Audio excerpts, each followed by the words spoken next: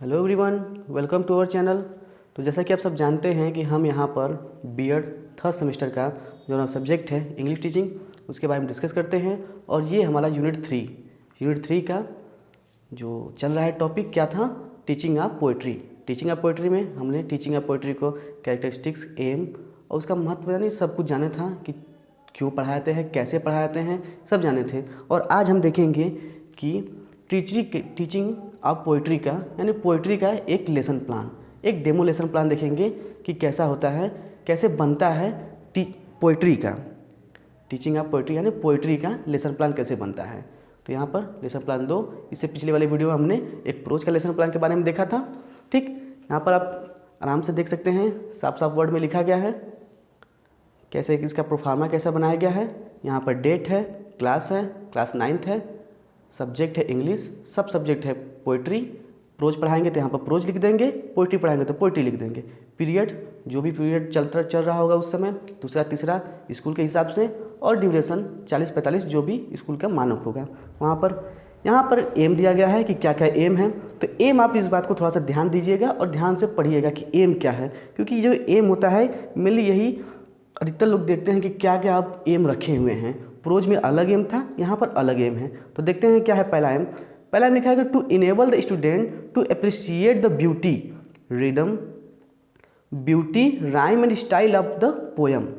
कहने का मतलब ये है कि बच्चे में बढ़ावा देना, क्या पोएम की ब्यूटी, खूबसूरती का, उसका राइम कैसे बन रहा है और इसका स्टाइल कैसे बोला जाता है, इस बात के लिए बच्चे को प्रेरित करना, अप्रिशिएट करना। ठीक, दूसरा का पॉइंट है to develop their understanding of aesthetic sense, यानी कि इसका मैंने एक मीनिंग बताया था आपको कि जो सौंदर्य परक, जो काव्य के रूप में, काव्य के लिए जो एक अलग से कॉमन सेंस आती है, जो सेंस आती है, लोग एक वर्ड में समझ जाते हैं कि ये पोएट जो है कवि कहना क्या चाहता है, यानी उसके बराबर उनका अंडरस्टैंडिंग डेवलप करना कि अगर कोई वर्ड किसी पोएम में दिया गया है तो बच्चे ये समझ पाए कि ये कहाँ से लिया गया है और इसका मतलब क्या है, ये कितना अच्छा से खूबसूरत बना रहा है, यानी उसके अंडरस्टैंडिंग को डेवलप करना। ठीक, तीसरा हमारा क्या है कि to enable them to enjoy recitation individually with proper stress, intonation and rhythm.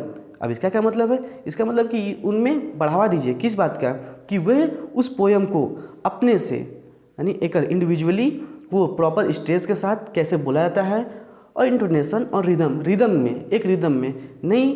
भाई आप लोग भी पढ़े होंगे पोएम, जो भी होता है, हुआ सवेरा चिड़िया बोली, या तो हिंदी का है ट्विंकल ट्विंकल लिटिल स्टार, यानी एक रिदम में पढ़ते हैं, चाहे इंग्लिश को हो चाहे हिंदी का कोई भी पोएम हो, एक रिदम में उसका एक स्ट्रेस, प्रॉपर स्ट्रेस होता है, इंटोनेशन होता है। ठीक, तो ये हमारा तीसरा पॉइंट है कि enable them to enjoy recitation individually with proper stress, intonation and rhythm. चौथा पॉइंट क्या है? To create interest them for poetry. अब ये सब तो ठीक है, लेकिन उनको यानी लर्नर को पोएट्री के प्रति भाई इंटरेस्ट भी जागृत करना बहुत ज़रूरी है। इंटरेस्ट नहीं रहेगा तो वो अच्छे से नहीं पढ़ पाएंगे। टू इनकरेज, यहाँ लास्ट पॉइंट है क्या है एम का, to encourage them for composing small poem in English. यहाँ तक तो ठीक है, अब इंटरेस्ट जग गया। अब ये एक एम लेकर चलता है कोई टीचर या फिर लेसन प्लान में कि बच्चे को जब समझ में आ जाएगी तो वो खुद से इंग्लिश में खुद से कुछ पोएम 2-4 लाइन का ही, नहीं ठीक है कोई इसका बहुत ज़्यादा मीनिंग नहीं निकलता है, लेकिन 2-4 लाइन का ही, दो लाइन का ही एक कोई वर्ड बनाए, कोई भी जो कंपोज करे, क्या एक स्मॉल है कंपोजिंग पोएम को जैसा बनता हो। नहीं लोग बनाते हैं शायरी जैसे, ऐसे ही उल्टा सीधा शायरी बनाते हैं, सेम आप ऐसे ही मान लीजिए एक नॉर्मल वे में, नॉर्मल भाषा में। ठीक, ये हो गई हमारा एम। अगला क्या है? Teaching ads. टीचिंग एड्स में बस वही सम कॉमन क्लासरूम इक्विपमेंट्स। क्या होगा? आप ले सकते हैं अपना मार्कर ले सकते हैं, अगर वाइट बोर्ड पढ़ा है तो मार्कर, नहीं तो चॉक, ब्लैक बोर्ड पर है डस्टर, यानी सब कॉमन क्लासरूम इक्विपमेंट। अगला क्या है? Previous knowledge. देखिए ये सब जो ये एम है, यहाँ पर टीचिंग एड्स लिखा है और यहाँ पर प्रीवियस नॉलेज, इन सबको आप ध्यान में देखते हुए चलेंगे। प्रीवियस नॉलेज में क्या है कि the students have read other poem in their previous college. ऐसा नहीं है कि एक पढ़ा दीजिए उनको पोएम, बच्चे पहले से ही पोएम के बारे में जानते हों और पहले से ही पोएम कोई ना कोई पोएम पढ़े हों। ठीक, और दूसरा पॉइंट क्या है, the students have understanding about the sense of sympathy. देखिए अब सिंपैथी यहाँ पर लिखा गया है, तो यहाँ जो हमारा टॉपिक है सिंपैथी, सिंपैथी है। तब बच्चे जो है उनका प्रीवियस नॉलेज सिंपैथी के बारे में जानता हो कि सिंपैथी होती क्या है, ये नहीं अच्छी तरीके जानते लेकिन थोड़ी थोड़ी जानते हैं लोग। सिंपैथी जो देते हैं वही मान ले कि हाँ सिंपैथी होता है, ठीक। अब यहाँ पर हमारा जो मेन शुरू होता है इंट्रोडक्टरी क्वेश्चन। इंट्रोडक्टरी क्वेश्चन जो होता है वही अधिकतर निकालने में यही निकालना मेन होता है। यहाँ पर देखिए प्रोफार्मा का आप लोग स्क्रीनशॉट लेना, स्क्रीनशॉट ले सकते हैं एक बार, हम इसको हटा दे रहे हैं। इसके बाद आगे समझते हैं। देखिए पीपल टीचर एक्टिविटी और यहाँ पर स्टूडेंट एक्टिविटी। पहला क्वेश्चन क्या पूछेगा, एज ए टीचर आप क्या पूछेंगे कि हु लिव्ड ऑन अर्थ। अब कि पृथ्वी पर कौन कौन रहता है, तो बच्चे बोलेंगे आदमी रहते हैं, और आदमी रहते हैं, जानवर रहते हैं, पक्षियाँ रहती हैं, बहुत सारे लोग रहते हैं, ठीक। अगला अब देखिए यहाँ से मैन आ गया, तो what do you call those man who don't have money. आपको पता होगा कि जेट सीक्वेंस बनता रहता है। अब यहाँ पूछा गया कि अब उन मनुष्यों को क्या कहते हैं, उन आदमियों को क्या कहते हैं जिनके पास पैसे नहीं होते हैं। ऑब्वियसली इतना तो बच्चा अंडरस्टैंडिंग होगा, अंडरस्टैंडिंग लेवल पर होगा कि वो तुरंत बता देगा गरीब कहते हैं, यहाँ पुअर बोलते हैं, ठीक है। And the third one is what do you feel to see a poor man. अब आपको कैसा लगता है, आप किसी गरीब आदमी को देखते हैं, अब कैसा लगता है, अब क्या फील करते हैं, कैसा फील करते हैं, ठीक है। हाँ सिंपैथी है, एक सिंपैथी आती है कि यार वो गरीब है, ऐसे टाइप, ठीक, ओके। सिंपैथी, तो what do you know about sympathy. अब सिंपैथी के बारे में क्या जानते हैं कि सिंपैथी कैसा होता है, अब किस प्रकार से होना चाहिए, ठीक। अब बच्चे जो हैं बता पाएंगे नहीं बता पाएंगे, तो ये हमारा क्या हो जाएगा, यही समस्यात्मक प्रश्न हो जाएगा, प्रॉब्लमेटिक क्वेश्चन हो जाएगा, ओके। उसके बाद स्टेटमेंट ऑफ द एम। अब स्टेटमेंट ऑफ द एम, अब ये एम का स्टेटमेंट क्या होगा, बट टीचर हो, as a teacher you said to the student that today we will study the glance of sympathy in the present poem sympathy composed by Charles Mackay, ठीक है। अब देखिए यहाँ पर जब निकल जाएगा सिंपैथी जो टॉपिक, तो आप जो है यहाँ जो ऊपर जो टॉपिक था वहाँ पर सिंपैथी डाल देंगे, ठीक। और उसके बाद आप प्रेजेंटेशन शुरू करेंगे। प्रेजेंटेशन में क्या है, आई ले इन शारो deep distressed my grief proud man heard, his looks were cold, he gave me gold, but not kindly word। देखिए मैंने तो इसको पढ़ दिया, लेकिन अब देखिए यहाँ पर जो हर्ड है, डिस्ट्रेड है, गोल्ड है, कोल्ड है, इन सब का जो रिदम बनता है, राइम बनता है, उसको एक साथ में लेकर अच्छे से चलना होगा, ठीक। ये बस 4 लाइन लिया गया है क्योंकि पोइट्री थोड़ा सा लंबी होती है।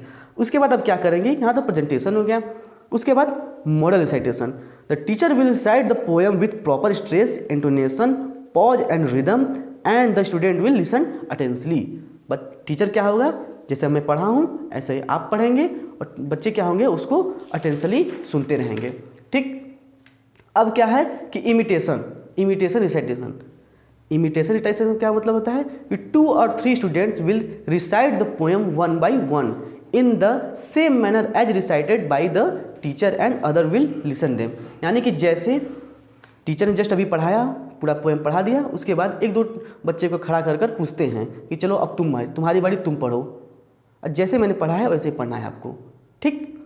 फिर उसके बाद पढ़ लेंगे क्वेश्चन ऑन सेंट्रल आइडिया का क्वेश्चन बताएंगे। द टीचर विल आस्क 2 और 3 question and student will respond them. 2-3 question यहाँ पर आप पुटअप कर दीजिएगा, देखिए उसको देखे रहिएगा। अब बस आपको ऐसे ही बस लिख देना है, ठीक। लेसन प्लान पूछेगा, ये जरूर पूछता है, ये इंपॉर्टेंट है, इसको डाल लीजिएगा। What is the name of poem. सबसे पहले तो यही पूछ दीजिएगा भाई इतना आप पढ़े हो, जस्ट अभी जो पोएम पढ़े हो, पोएम का नाम क्या है, बच्चे तुरंत बताएंगे सिंपैथी। तो whom has the poet lighted high in the poem। अब यहाँ पूछा है कि जो पोएट है किसको बहुत ज़्यादा बात कर रहा है, किसके बारे में बात कर रहा है, किसको ज़्यादा हाईलाइट कर रहा है, ठीक। तो बच्चे बताएंगे कि सिंपैथी, उसका दुख था, सिंपैथी उसको नहीं मिल रही थी, उसको वो हाईलाइट किया है, क्या होता है। देखिए डिफ़िकल्ट वर्ड आपको बोर्ड पे लिखना है, तो ऐसे ही डिफ़िकल्ट वर्ड 2-3 डिफ़िकल्ट वर्ड जो भी लेसन में आएंगे उसको लिख देंगे। उसके बाद apprehensive question, the teacher will ask 3 और 4 question to test the apprehensive knowledge of the student and student will give response। यहाँ तो सेंट्रल आइडिया का था, उसके बाद अब अप्रहेंसिव क्वेश्चन भी पूछे जाएंगे। इस बात को थोड़ा सा ध्यान दीजिएगा। प्रोज और पोएट्री में ये जो पॉइंट जो बनते हैं ये कुछ कुछ अलग होते हैं। ठीक, अब क्या है रिकैपिटुलेशन। ठीक है, तो पुनरावृत्ति जो प्रश्न होता है उसी को बोलते हैं रिकैपिटुलेशंस। ठीक है, how did the proud man help the poor. ठीक, जो पुनरावृत्ति के प्रश्न पूछे पढ़ाने के बाद, सब कुछ होने के बाद आखिरी में जो टीचर होता है वो पुनरावृत्ति के प्रश्न पूछता है। तो 3 प्रश्न पूछे जाते हैं। तो how did the proud man help the poor, learner student पढ़ा होगा वो तुरंत जवाब देगा। ठीक, and who have the poet in the second time. अगर आप कक्षा 9 में पढ़े होंगे सिंपैथी वाले लेसन में, बहुत अच्छी सी पोएम है, उसमें सेकेंड स्टैंडर्ड में जाकर पहले वाले में क्या होता है आपको थोड़ा सा बता देता हूँ। पहले वाले में होता है कि एक धनी आदमी रहता है, वो उसको सिर्फ पैसे दे देता है। आदमी पोएट परेशान रहता है, कभी परेशान रहता है, उसको दुख बहुत ज़्यादा रहता है, तो ये पहला आदमी क्या करता है उसको पैसे दे देता है, बस पैसे दे के चले जाते हैं। कुछ लोग होते हैं ना बस पैसे दे के चले जाते हैं, कुछ बोलते नहीं, अच्छा ठीक है तुम्हारा काम है, लो भाई अपना काम कर लो। कुछ लोग होते हैं जो कुछ मधुर शब्द बोल देते हैं जिससे अंदर के जो घाव होते हैं वो जरूर भगते हैं, बस वही सिंपैथी है। ठीक, लिखा है what happened the poet later on. Later on क्या हुआ था कि कोई दूसरा आदमी आया, उसने पैसे भले ही न दिए हो लेकिन कुछ मीठे वर्ड उससे बोले, कुछ बात कर लिया, उसका दुख शेयर कर लीजिए, यही एक आदमी के लिए सबसे ज़्यादा मेन होता है। ठीक, अब इसके बाद क्या होगा असाइनमेंट यानी गृह कार्य दिया जाएगा। गृह कार्य में क्या होगा कि मेमोराइज द पोएम। ठीक है, बोल दिया जाएगा कि अब स्टूडेंट क्या होगा पोएम को मेमोराइज करके आएंगे। दूसरा क्या होगा right the central idea of the poem. भाई पोइट्री में क्या होता है सेंट्रल आइडिया हमेशा लिखने के लिए बोला जाता है एग्जाम में, तो स्टूडेंट को बोला जाएगा कि आप सेंट्रल आइडिया लिख कर लाएंगे। ठीक है, इसका स्क्रीनशॉट लेना, स्क्रीनशॉट इसका ले सकते हैं आराम से। ठीक है, तो आज हमने देखा कि एक पोइट्री का लेसन प्लान कैसे बनता है, डेमो लेसन प्लान। ठीक है, मिलते हैं अगले वीडियो में, तब तक के लिए थैंक यू।